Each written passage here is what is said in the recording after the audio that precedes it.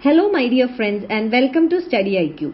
I am Joy and today in this lecture we will discuss about the reforms needed in the CBI and why is autonomy important in CBI. You must have seen a series of incidents in the news recently regarding the CBI or the functioning of the CBI. So why there is a need for autonomy in the CBI, or we will also see what are the reforms that are required in this investigation agency. Let us start with having a brief about the CBI or the Central Bureau of Investigation.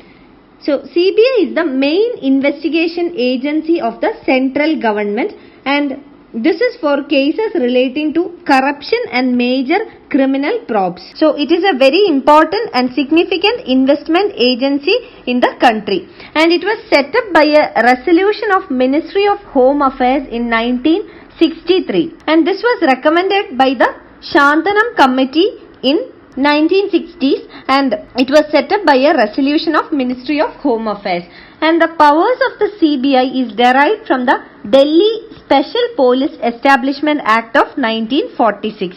And regarding the superintendence of the CBI, it is with the CVC, that is the Central Vigilance Commission in case of corruption cases, and with the DOPT in other matters. So Department of Personnel and Training or the DOPT will have the superintendence over the CBI in other cases other than corruption, and in corruption cases it is with the CVC or the Central Vigilance Commission. And presently the CBI acts as a attached office under the DOPT. DOPT is the Department of Personnel and Training. Now let us understand what are the major problems in CBI. The first one is the political pressure in the investigation agency. We have already seen that CBI looks into important matters of corruption or major criminal probes. Therefore, it is important that a team of reliable persons should be inducted in the CBI, and these people should be insulated from external pressures. So this will help in boosting the credibility of the CBI. Now if we see, there are only less than 10% of the cases which are handled by the CBI which has political overtones, but the problem is with the politicization of the investigations. There is political pressure or politicization of the investments of the cases done by the CBI. That is one major challenge in the Central Bureau of Investigation. Second issue is with regard to the delayed closures. So the closure of an investigation involves a lot of time, and this is affecting the effectiveness and efficiency of the organization. So a case or an investigation taking enormous time, which results into lesser effectiveness or efficiency of the organization. Thirdly, it is not much popular employment opportunity among the youth. If we consider employment in the CBI amongst those with other central government jobs, it is not very attractive to the new talent and the youth. Another concern is the compulsory state coordination. The Central Bureau of Investigation acts as per the procedure prescribed by the CRPC.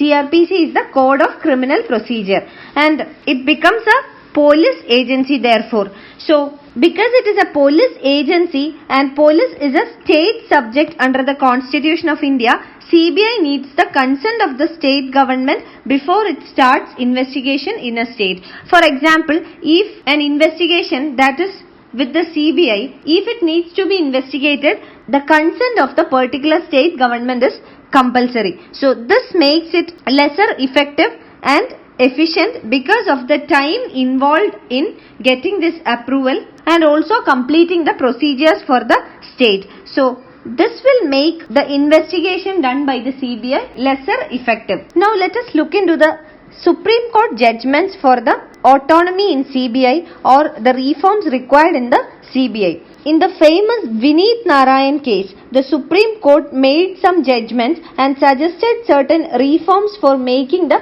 CBI independent. And in the Vineet Narayan case, Supreme Court ruled that the director of the CBI, that is the most important position held in the CBI, should be appointed on the recommendations on the basis of a committee, and this committee should be headed by the CVC, Central Vigilance Commissioner, Home Secretary, and also the Secretary in DOPT, because we have seen the superintendence of the CBI is for CVC in case of corruption cases, and secondly to the DOPT in case of other matters. So the Central Vigilance Commissioner and the Secretary in the DOPT and also the Home Secretary should comprise a committee, and this committee should be responsible for making an appointment of the Director of the CBI. So this was the Supreme Court judgment, and the Supreme Court has also termed CBI as a caged parrot with many masters on account of political interference in CBI's functioning. So Supreme Court has also observed that there is politicization of investments done by the CBI, and also there is political interference in the functioning of the CBI. Now let us look into some government initiatives which were aimed at giving more autonomy to the CBI. The first one is the operationalization of CBI courts. So there are separate courts for the CBI which are known as the CBI courts, and this is established for the effective prosecution of the cases. The trial of those cases which are investigated by the CBI is done in a separate court, and those courts are the CBI courts. This will improve the efficiency of the prosecution. A second initiative by the government was that the CBI was exempted from consultation with the UPSC. UPSC is the Union Public Service Commission in case of recruitment to the post of DSP for a period of 3 years. The UPSC is the watchdog of the merit system, and also it conducts recruitment for various top government posts. So the CBI was exempted from consultation with the UPSC in order to make a recruitment to the post of DSP. That means CBI is here given autonomy in making appointments. Earlier it had to consult the UPSC. That means the decision in order to recruit officers to the CBI was done after consulting with the UPSC. Now they are given autonomy. And third one is the Advanced Certified Course for the CBI officers. So this course aims at enhancing the investigation skills, forensic data collection of evidence, and required skills for the CBI officers. And this training is imparted by the National Law School of India University and IIM Bangalore. This will improve the skills of the investigation. This will improve the skills of the investigating officers, which will in turn improve the efficiency and effectiveness of the body. The government has also introduced various schemes for modernization of the CBI. This includes modernization of training centers in CBI, CBI e-governance, comprehensive modernization of CBI branches, offices, etc. So these were the initiatives from the part of government in order to reform the CBI. Now let us look at some solutions that can be initiated in order to solve the issue of autonomy in the CBI. Firstly, the CBI lacks a clear leadership, and this lack of leadership is compounded by other problems like political interference, lack of personnel, and territorial limitations for its actions, etc. Now, certain solutions.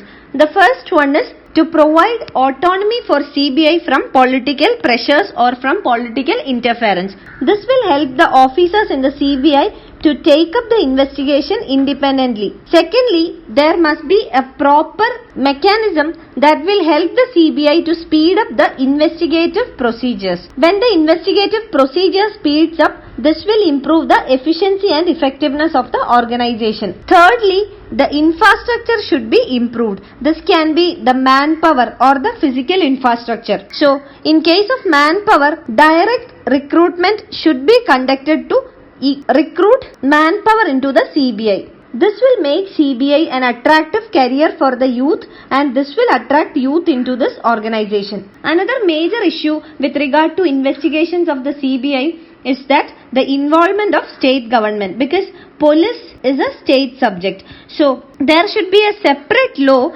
that will define the powers of the CBI. Now the powers of the CBI officers are determined through the CRPC. So CRPC defines the powers of CBI officers or the investigative powers. Now if the government is able to bring up a law that will separately define the powers of CBI, which is outside the CRPC, this will reduce the involvement of state government in the investigation. This will speed up the investigation and also lessen the political pressure from the state governments. So this will in turn increase the efficiency and effectiveness of the organization.